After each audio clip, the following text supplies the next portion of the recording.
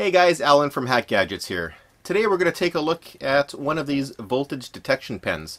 This is one of those pens you just basically hold up to what you think might be a live circuit and it'll beep and flash some lights to tell you if it is or not.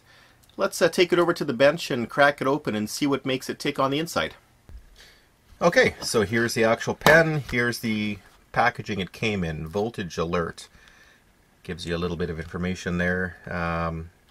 Yeah, the very standard warnings here. You know, test it before you use it, obviously, which you do with anything. On the back, too bad they put the sticker on the wrong space here. They could have put that somewhere else so you could at least read some of these things. However, you know, it's very self-explanatory. And this is made in China. They have, yeah, so they have indications like this here. So this says LED bottom, and it does have an LED sort of symbol on there, or a light sort of symbol on there. I'm not sure if you can see that on camera or not, but I don't believe these are lit. The LED, there's an LED here, and oftentimes the tip will have an LED, so this tip glows. I've never seen one with an LED in the button itself, so I'm not sure. That's just, I guess, a bad translation. And so this one takes 2 AAA batteries. And that's interesting. Don't place tester near high voltage. So I guess it depends on what you consider high voltage. So, you know, coming from the electronic side of things, you know, generally I consider line voltage high voltage. You know, I would consider it, you know, 110 volt, 220 volt. That's, in my mind, high voltage.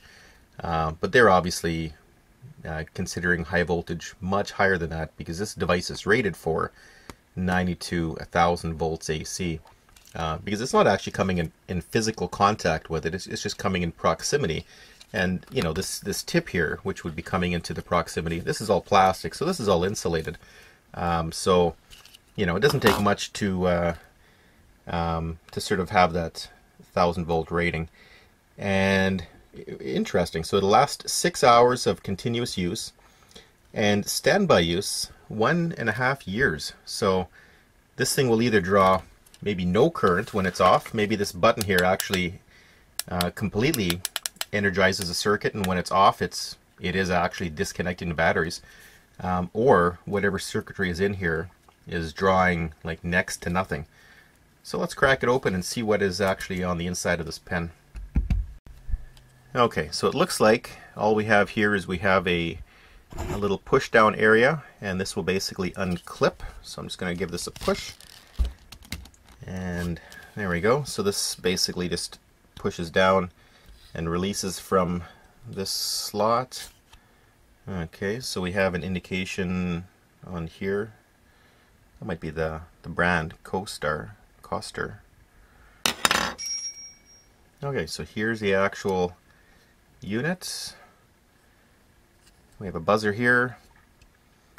We have one side, the positive side of the battery connector, and we have the springy portion on the inside. And yeah, it has some good action to it, so it's looks like a decent battery connection. Oftentimes you'll see some of the stuff out of China. It's not really a spring steel, it's more just a bent piece of metal, which doesn't often spring back. It just sort of, you know, just bends. Oh, this is interesting. So this is the back of the button here, and I can see that there's a couple pieces of folded over metal that don't appear to be soldered in there.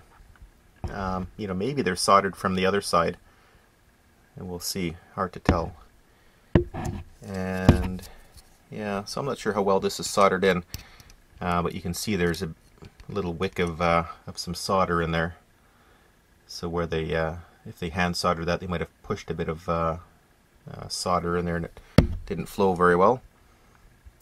Overall, the board looks to be a fairly decent board. Wow, it is quite thin though.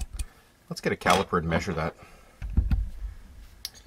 So this is a typical circuit board, and a very generic circuit board is, well, this comes in at 1.56, but this is considered 1.6 millimeter PC board. You can get really thick stuff. This one I had made just to sort of see what it would be like. This is 3mm, extremely thick. Now let's take a look at what we got here. So this is 0.8mm. So this is extremely small. And the interesting thing, now I guess maybe in high volume it's different, but for me, if I'm getting anything other than a typical 1.6mm board, if I go smaller or bigger than this, there's a premium to be paid. Now, I guess in volume maybe that's different, because obviously there's less physical fiberglass used to make a smaller board. So maybe they can actually get this made cheaper by having it thinner. Okay, so let's take a look and see how this thing is connected. Okay, so I can see there's an alignment pin here, which is just a piece of plastic. Does it slide back?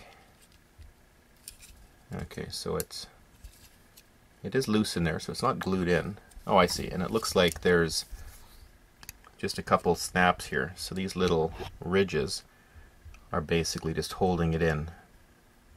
And it looks like there is 4 of them. So let me see if I just flex this. There we go.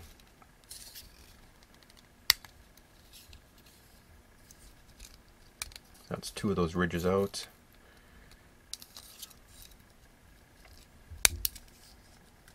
And that's all of them out.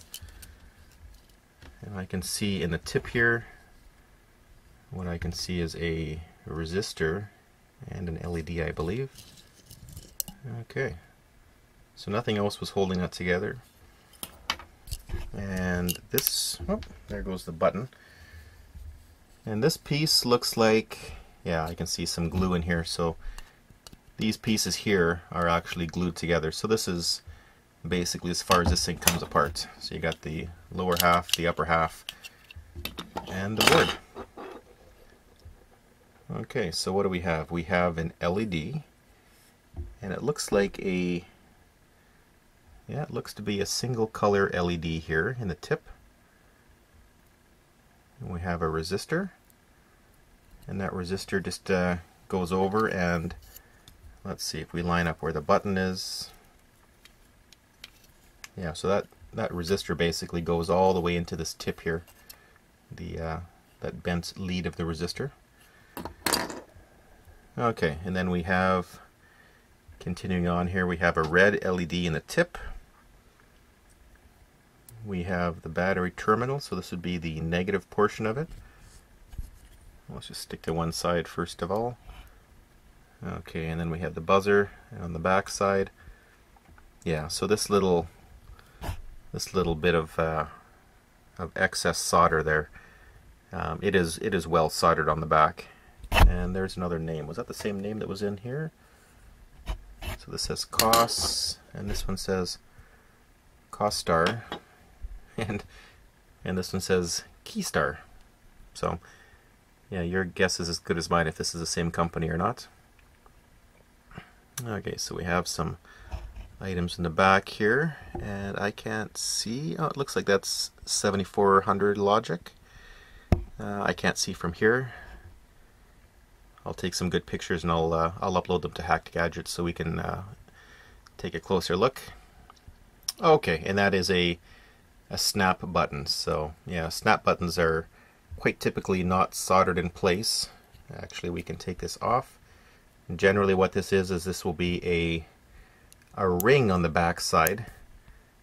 So just by when you're pressing it, it'll push the snap down to the outer ring, and the center portion of the snap will just push a center disc. Yeah, that's exactly what it is. So let's just say if this is, let's say, ground here, that disc, when you're pressing it, will actually just push down on here, making a good contact if it wasn't before. And then when you snap the center, it'll deform, it'll snap down and touch on here. So this is, one of the cheapest methods of making a button, because unlike a physical button that you would solder in, like a tactile switch, all this requires is, this little piece of springy steel to operate. So that spring just basically deforms. And that's your button. So super simple button. Okay, so we'll pop that button piece in after. And what else do we have here? So we have a chain of resistors, it looks like. And I'm not sure if that is just schmutz here, over here, or if that is actually some cut traces. I'm looking from behind the camera here, so it's a little hard for me to see. But again, we'll take some close-up pictures of that, and we'll have those available on Hacked Gadgets. And yeah, so quite an interesting routed board here. So really all of this routing isn't really necessary, since you know they do have a spot where this LED can hook up way out here, but you know, really it is being connected back here. So you know, with a little bit of re-engineering of maybe the way it fits into this, and well, and probably not. They probably wouldn't have to make any of these round corners here. And oh, that's interesting too. And they have a funny sort of notch in the back here. And I'm not sure what that's about, because I wouldn't think it would be required. Yeah, looks like there's a few small little areas here. Let's see if it'll focus. There's a few small little areas here where the circuit board sits on. So when you snap it in place, it'll snap past those ridges and then rest on all of these ridges here. But for some reason, they decided to chop that circuit board. And it looks like it was milled that way. So I'm not sure what the issue is. Anyway, doesn't hamper performance at all. It's just quite weird how they just have this this resistor just flop into the breeze here. I don't think it could short out, you know, with standard operation, even if I push this against here. But it just seems a bit sloppy. If anything, I would have liked to see some heat shrink on here, even though I think in standard operation and standard assembly it wouldn't be shorting out. Just seems like the right thing to do. Okay, so it's hooked up to a 3-volt power supply. If I short out the button contact here, it turns on the LED. And this is a 110 volt lamp cord, which is plugged in. And if we bring it close, this is the hot side, and this is the neutral side. So it works quite well detecting that. Okay, a little bit of a mess of wires here. This is being powered by this power supply here. So we have 3 volts in on it. This meter down here is measuring the actual voltage, so 3.0023 volts, so quite nicely 3 volts. And it is powered on right now, and this meter here is showing us what the actual current draw is. So this is 0.00001 amps. So this is basically flickering from 0 to 1. So if I had another digit of resolution, we could actually see what this is. But it's you know, it's occasionally flicking up to 10 microamps. So this thing is on all the time, and that's quite amazing. That what do they give us? They say it'll last. There it is, 1.5 years on standby, and you know, that's because it takes 2 normal cell batteries, AAA's, and pulls next to nothing as far as current goes. So let's take a look at the current here, and we can activate it and see what that goes up to. Okay, so here's our 110 volts. And I'll bring it over. So there we go. It goes up to about 3 milliamps. Let me zoom in a bit more here. I'll do it one more time. Let's see if I can get that tip in frame here.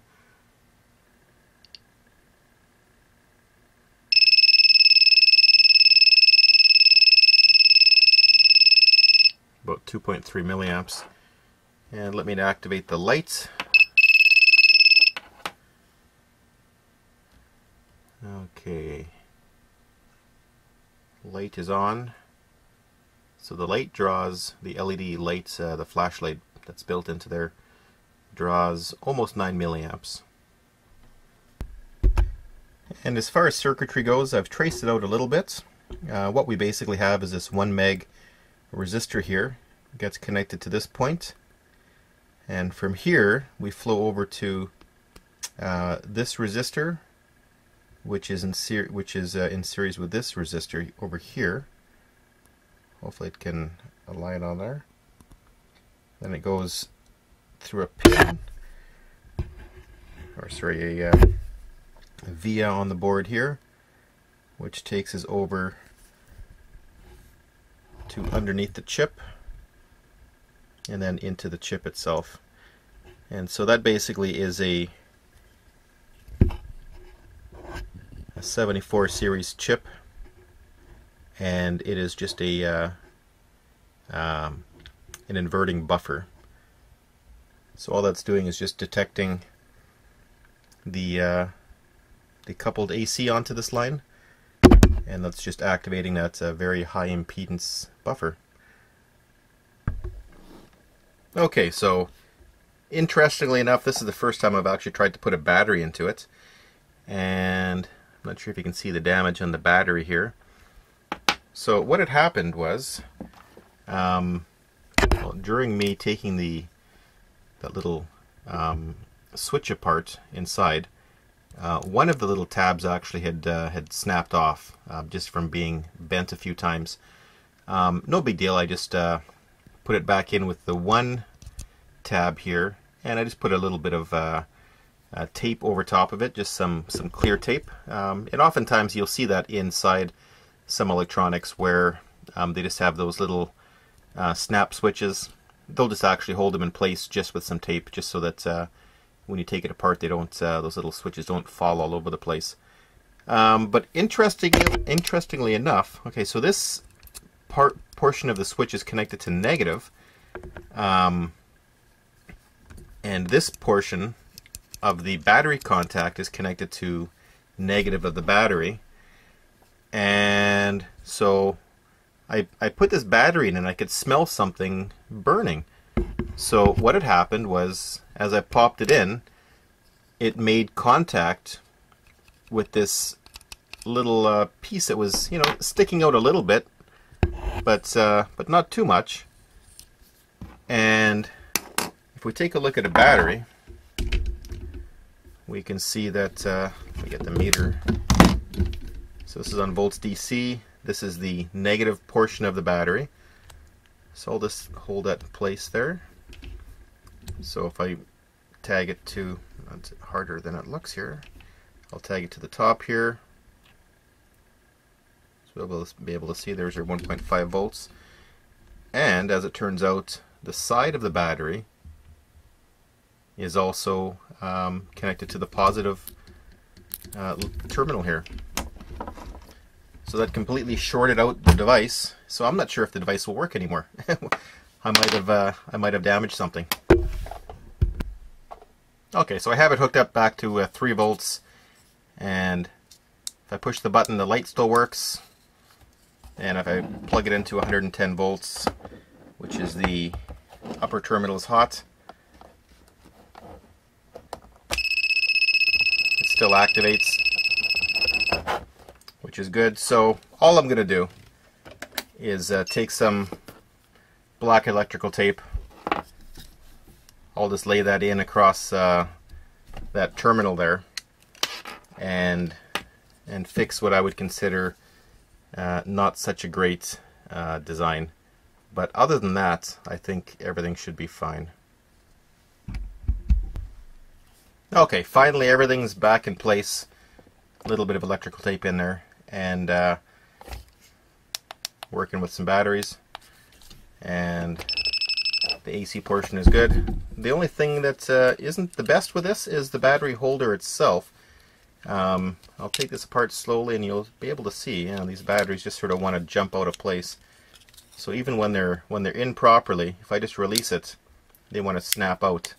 Now that's not a problem when they're held in with the cover like this, but I think what they should have done is made a more of a little bit of a molded portion around the batteries, so when they snap in place, they're actually being held in with this lower portion. But you know, other than that, I think it's quite a nice device. For more information, go to hackedgadgets.com.